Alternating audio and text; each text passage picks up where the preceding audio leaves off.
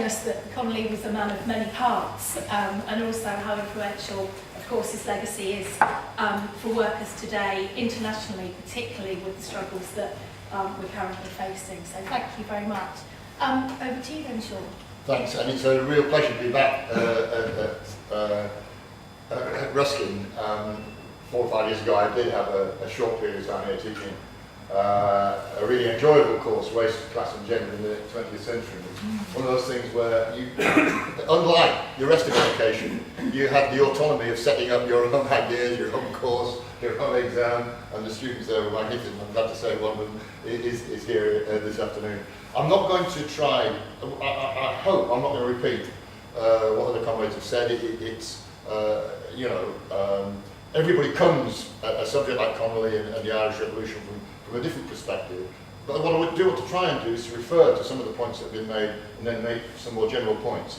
I think where Sarah started off by saying that if we are commemorating an event, 1916, you cannot isolate a single date, Easter 1916, from history. You have to understand what went on before it, you have to understand 1913, obviously you have to understand the Dublin lockout, and you have to understand what happened subsequent to it. And the way I would put it is this, is that 1916 was a harbinger of social revolution throughout Ireland. And it's very interesting to look at what happens in the subsequent years to 1916. You know that 6 years of widespread revolt that put Ireland in the vanguard of the anti-imperialist struggle. In 1918, a successful general strike against conscription to the British Army, which effectively put an end to Redmond's parliamentary party. A general election which saw the election of 73 Sinn Féin candidates to the 105 seats of what they proclaimed as the Irish Dáil, even though most of them were imprisoned by the British. So that Sinn Féin inherited the mantle that Redmond had abandoned of political opposition to the British.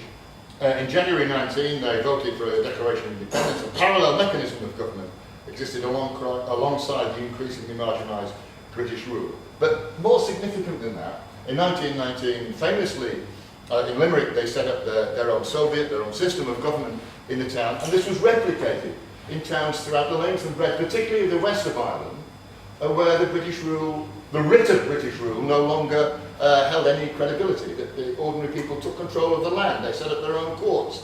They locked the British police in the police stations and took over the towns and the countryside. They took over the land. And this was a genuine social revolution that had been initiated by the uprising of 1916.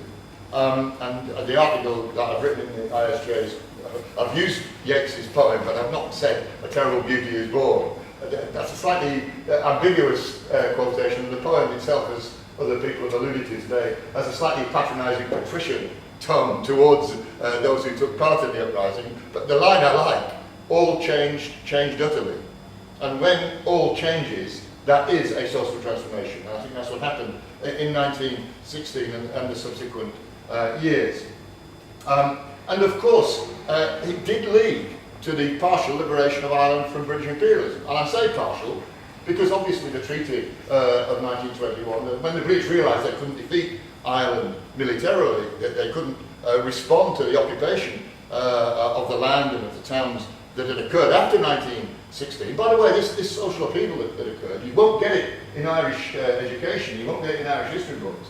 When I talk to my Irish friends, not only is Connolly neutered in the Irish history books, but the whole upsurge of revolt that took place after 1916 is forgotten, because it doesn't play to the situation in which the Catholic Church was dominant for so many years as part of the constitutional process of Ireland, but also that the two main political parties operated as right-wing bourgeois capitalist parties. Fine Gael and Fianna Fáil were a bit like Tweedledum and Tweedledee in that respect. But it's very important to understand that in 1921 the British realised that they couldn't defeat the upsurge militarily, so they appealed to the moderates. Collins is always held up as the great military leader, and he was a great military tactician. Politically, he sat alongside Griffiths and negotiated partition with the British government. And of course, they were only able to defeat the anti-treaty forces with tens of thousands of British troops and thousands upon thousands of British armaments. There is a very, very embarrassing quote that, if I can find it, where Churchill, believe it or not, and not many people who are fans of Collins will tell you about Churchill's quote, but let me see if I can find it. If I can't find it, I will paraphrase it. That what happens is that, just hang on 1 second.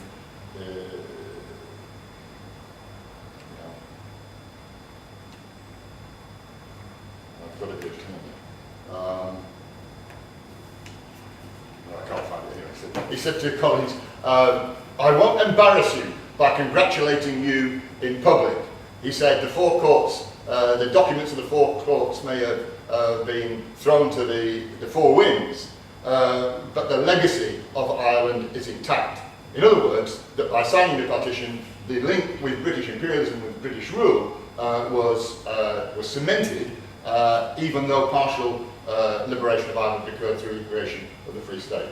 But the creation of a partially liberated Ireland was a direct result of 1916 and the struggles that occurred immediately after that.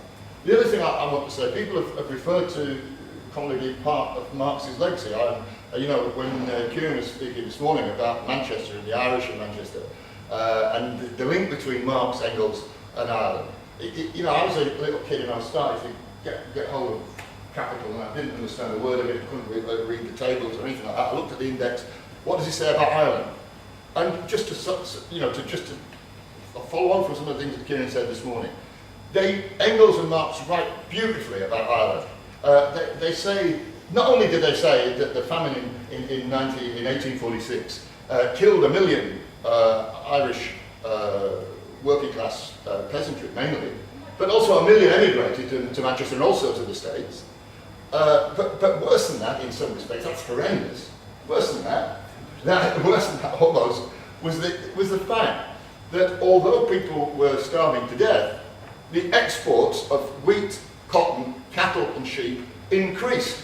The profits of the absentee landlords in Ireland increased. They were making profit at the same time that the Irish people were emigrating and starving. And Marx says, just again what Ciaran alluded to, just to get the quote, Ireland is at present only an agricultural district of England, marked off by a wide channel from the country to which it yields corn, wool, cattle, and industrial and military recruits. That's what Ciaran was talking about this morning, the industrial recruits to Manchester. They go on to say, and this is a shocking quote, but a very accurate one, he says, the famine killed poor devils only. To the wealth of the country, it did not the slightest damage. And this is very, very important, that if people are trying to rewrite the history of imperialism, and people talk about how, you know, well, empires were not all bad. They did create inverted commas civilization and introduce different cultures into different parts of the world. Actually, the brutal truth of imperialism, whether it is in India, Africa, or Ireland, is manifested in that beautiful description of the horrors of the impact of imperialism in Ireland. This is what imperialism does. It robs the country that is invaded by the imperial power, and to protect the economic interests of that power, there is brutal military oppression to go alongside it. And that is basically the raison d'etre of all imperialist interventions. And Ireland is a microcosm of that, and a brutal microcosm that Marx and Engels understood. And that's what led to 1916. 1916 would not have happened had British imperialism not been so brutal and barbarous as it was. But it also led, as people have already said, to the tradition that was established by Connolly. I would say that I want to talk a little bit about the quality of his writing, because what John said about the cultural aspect of Connolly is often hidden from history. I just want to say a little bit about it in a minute. But to deal with his seminal text, Labour in Irish History, he looked at the relationship between the nationalist movement and the working class. And he said that, he argued that an all-class alliance based on the notion of nationhood would fail to break the stranglehold of Britain because the Irish upper classes relied on Britain for their own security and feared their own people more than they hated the empire. And even James Stephens, who was a Fenian and a member of the Second International alongside Collins, sorry, a member of Marx's First International, I should say, was so wedded to an all-class alliance to get Ireland free of British domination from a nationalist perspective. He said that anybody who raises social issues, anybody who raises the issue of class, is a lunatic.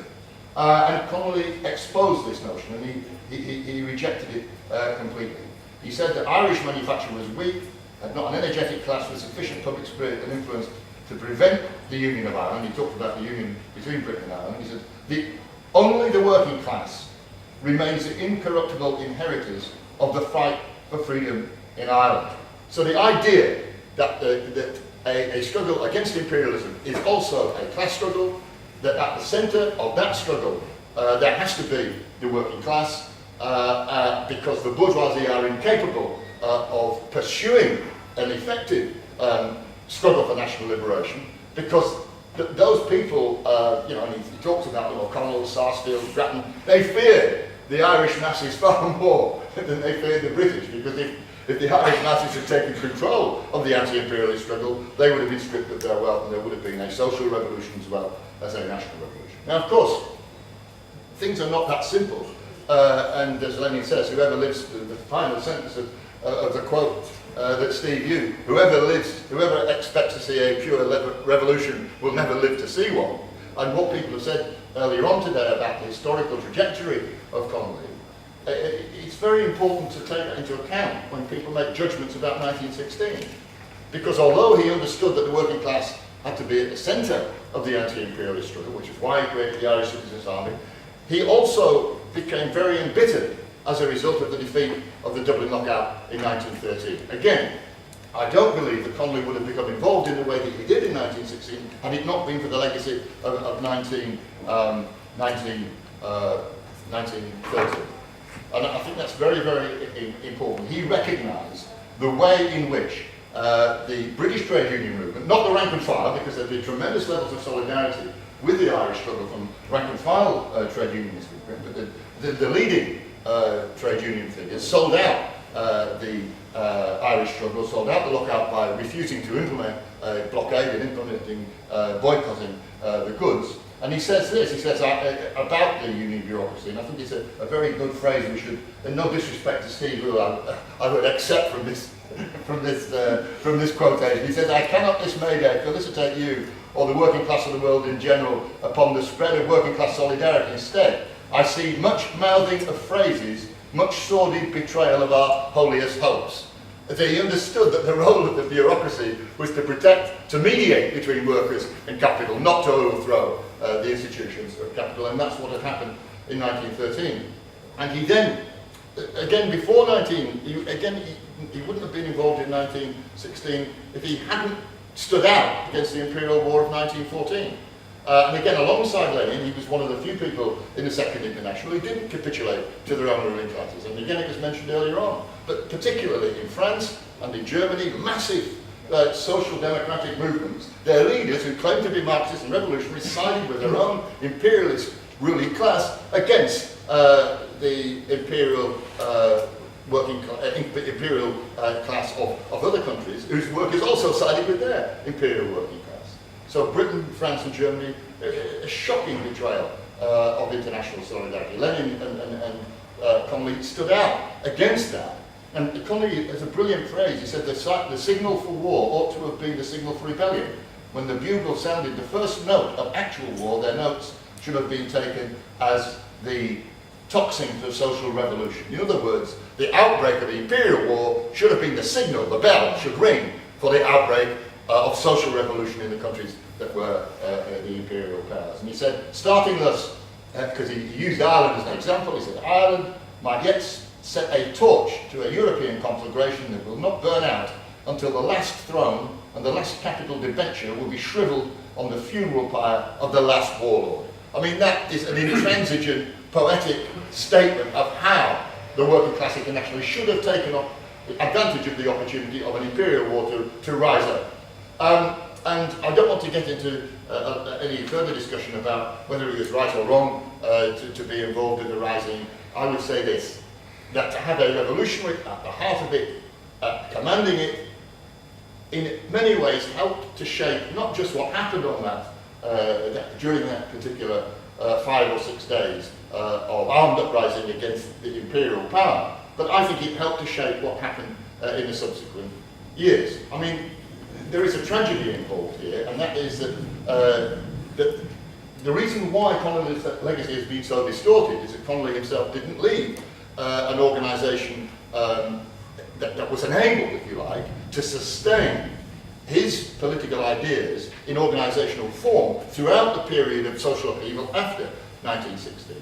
And the price we paid for that was the institution of the counter-revolution and the establishment of the Catholic Church as the core of the Irish governmental constitution, and then two right-wing conservative parties.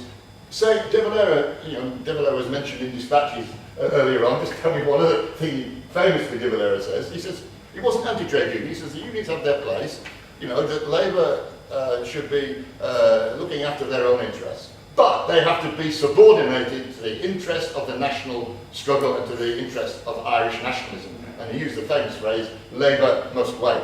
And as far as De Valera was concerned, Labour must wait indefinitely, forever. And it's sad that there wasn't a tradition that was able to sustain itself in the image of Connolly.